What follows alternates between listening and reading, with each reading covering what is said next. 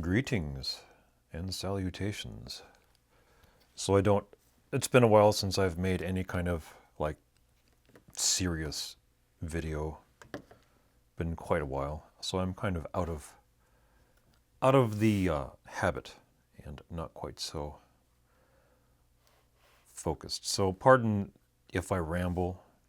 Again, it's been a while. So what I'm going to do here is going to do some white lettering. I have basically what I'm going to write in the lettering already set up here. And what I'm going to do is use some drawing gum on the paper. It's a technique that's used in watercolor that isolates the area. So here's some test pieces that I've done right here. So you just write with the liquid mask with a pen, and then you ink over it. And the liquid mask isolates the paper from the ink. And you end up with white lettering. I'm certain that digital lettering is so much more consistent and rewarding and so much faster and more efficient. But I've never been one to do something the easy way, which probably explains a lot. So, first and foremost, this is a T-square. I run it up and down the Bristol pad. I kind of use the Bristol pad itself as kind of like a mini drafting table. It helps to manage the page in a pad. It has more weight. It doesn't slide around so much. It's just a preference. A relatively meaningless preference, but it's a preference nonetheless. And this, an Ames lettering guide. You run it up and down a straight edge.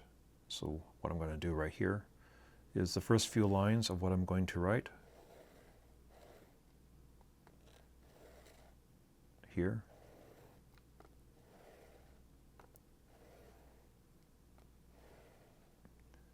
Hopefully I screwed that one up, obviously. Because I am that so tremendously organized that I never screw anything up.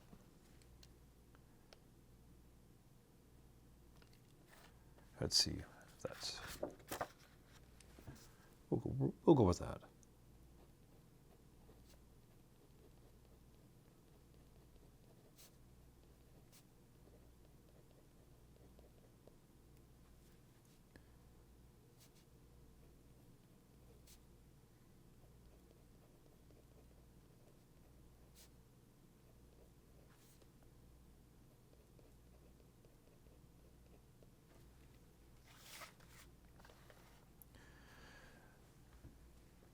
I won't get into too many details about the story. Probably one of the... So I started this a while ago, and I kind of lost interest. Well, I didn't lose interest, I just got distracted by something else.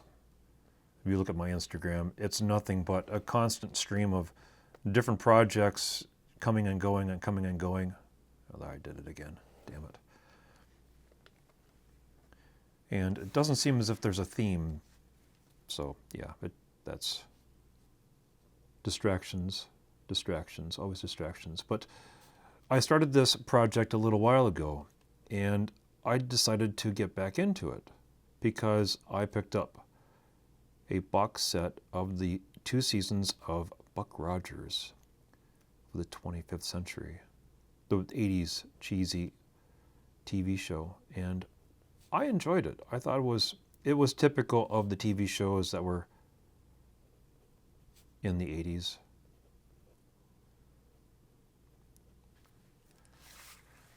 Colorful, superficial. I mean, today in the CGI wonderlands that are being created, it's obviously going to be quite boring. And I liked the first season. The second season, I nearly choked on my own saliva. It was atrocious. I didn't even finish the first episode. But it got me into the idea of finishing up this project.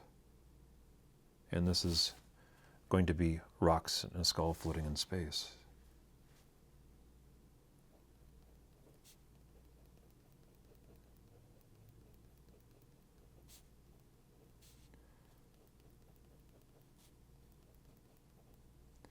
I'll just move that there.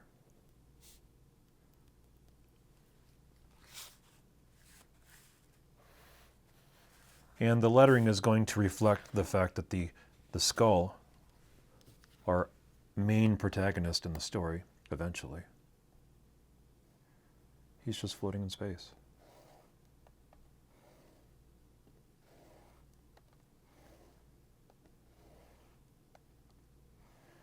And so I would suppose, maybe, that this would be my own Buck Rogers.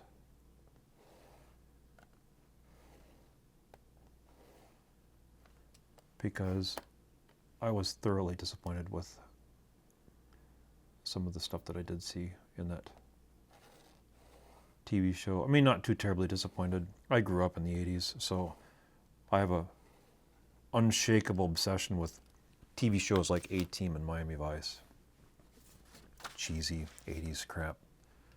So, but yeah, I think I can do better. Yet I am.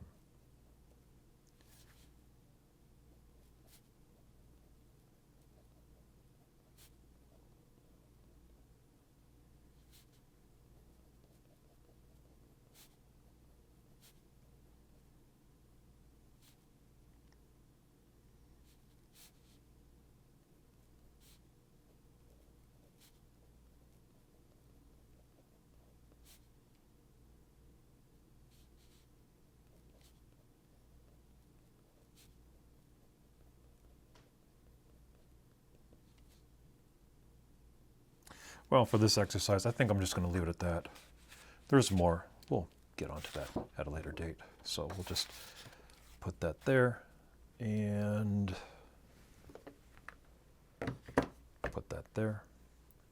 My table is at a pretty steep incline, and anything on it has a tendency to discover gravity quite willingly.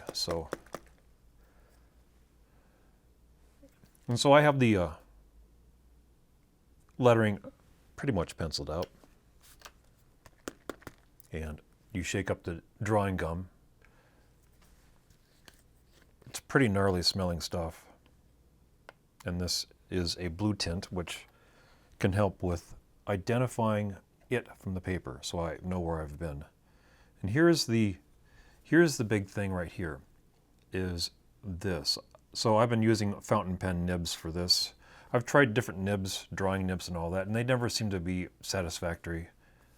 I think the point is geared too much to drawing and not enough to writing. So we'll just leave it at that.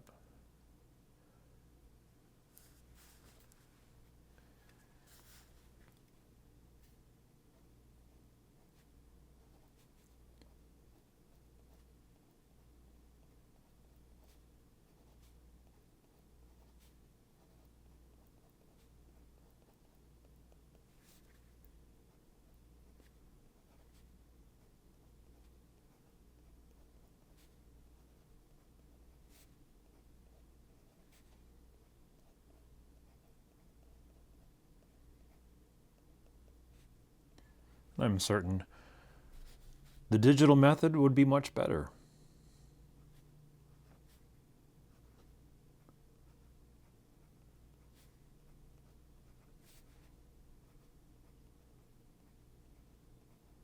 It would certainly be more consistent.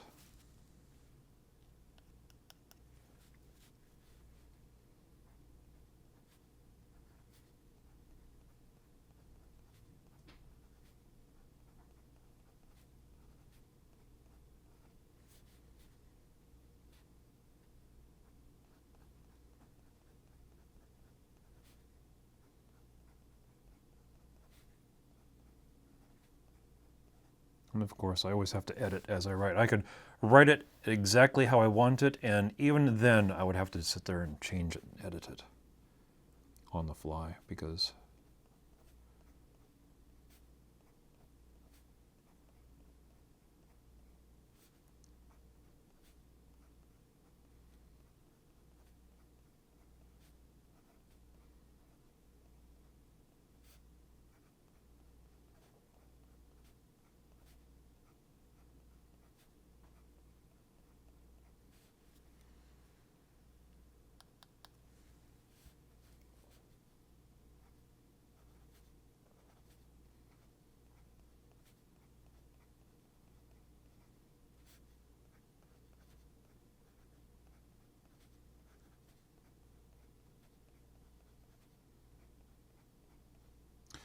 the other thing too is, in doing this, take your time.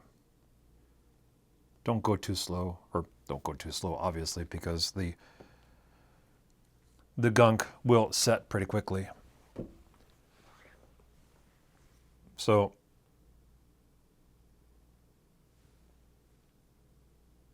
yeah, it's just a regular fountain pen nib.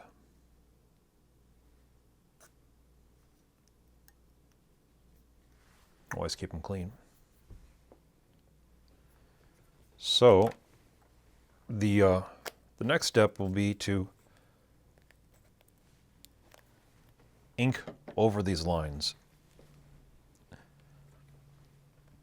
Now I could have drawn little square boxes over each one of these lines, but again, the idea is that there's something floating in space. So what I'm going to do here is to run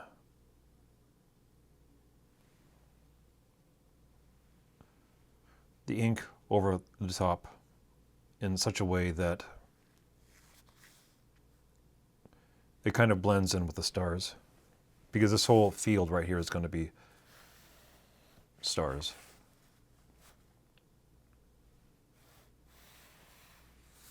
Exciting. One of the big things about this is make sure that the liquid mask is set completely, because that can cause problems. If there's a little spot here or here, a little lump here or here that's not completely dry and you ink over it, it's going to cause kind of an issue. So while that's doing its thing, I'm going to do a little bit of inking.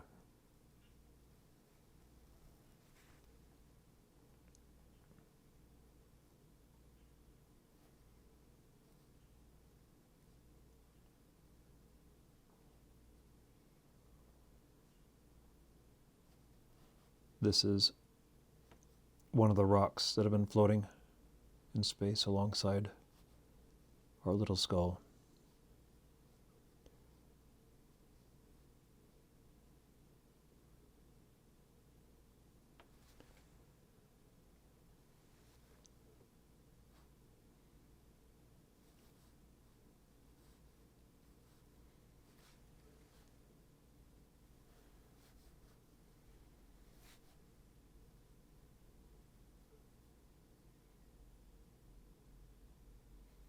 And now that it appears that the ink has appropriately dried,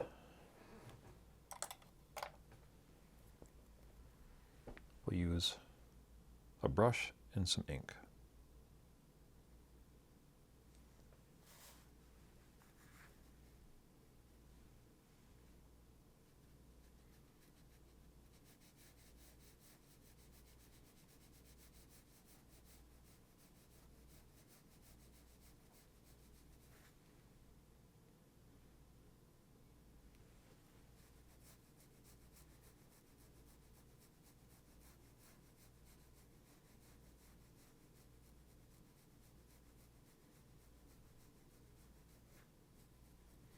One of the good things to try to do is find an ink that dries flatly.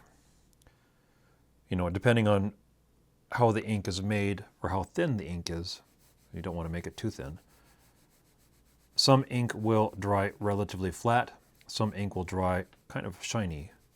And you want an ink that dries relatively flat, because as you go over the ink, you will see the bright spots where the liquid mask is. And that would help you tell if you've missed a spot.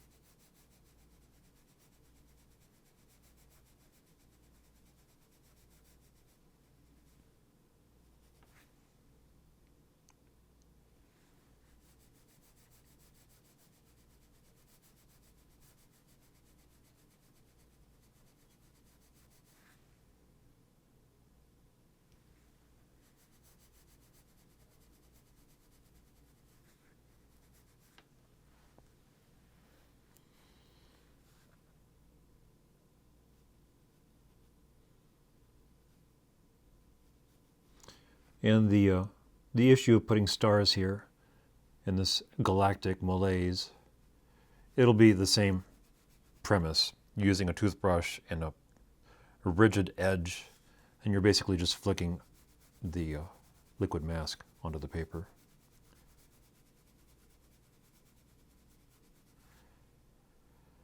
There are other instances where you can use white opaque ink. There are a wide variety of opaque pigmented pens that were relatively, they're new to me because when I was growing up, none of this stuff existed. And I struggled with the opaque ink, the opaque India ink, and I never appreciated I just never liked the outcome. And it could be obviously operator error.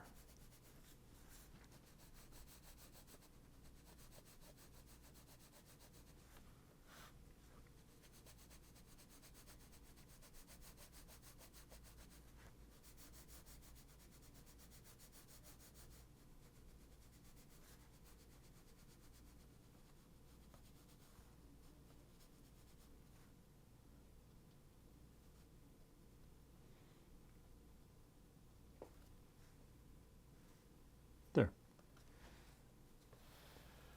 And while we're waiting for the ink to do its thing and set properly, go back into drawing the pet rock.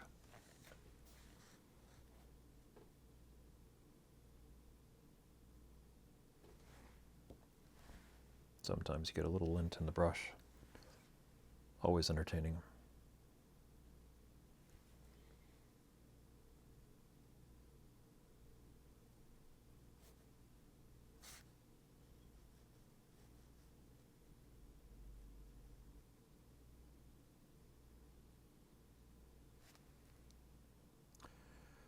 One would assume that the rocks that are in space are essentially featureless because they've been pulverized by whatever debris has floated it throughout the cosmos.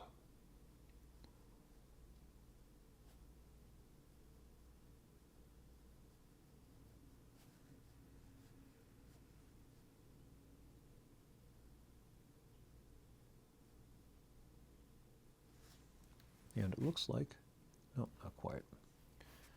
Looks like the ink is getting close to being done. It's like watching for cookies baking in the oven.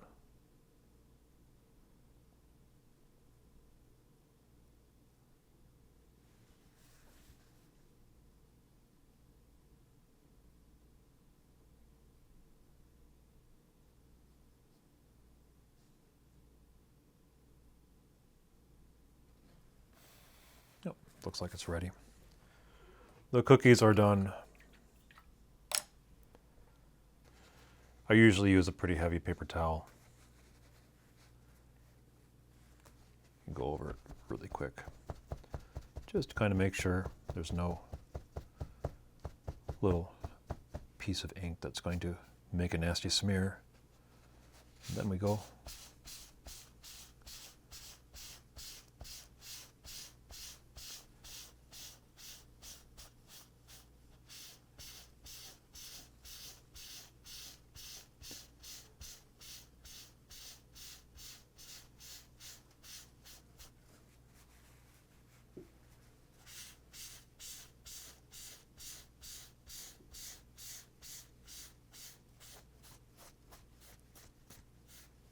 we go.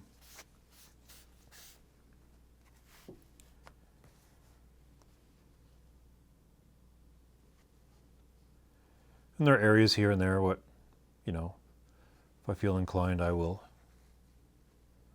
adjust, use a little bit of white ink to clean something up, or a little bit of black ink in the fine brush to go and change things. But other than that, that's pretty much it.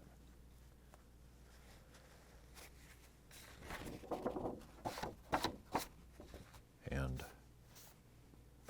there you go. Some white lettering. I thank you for watching.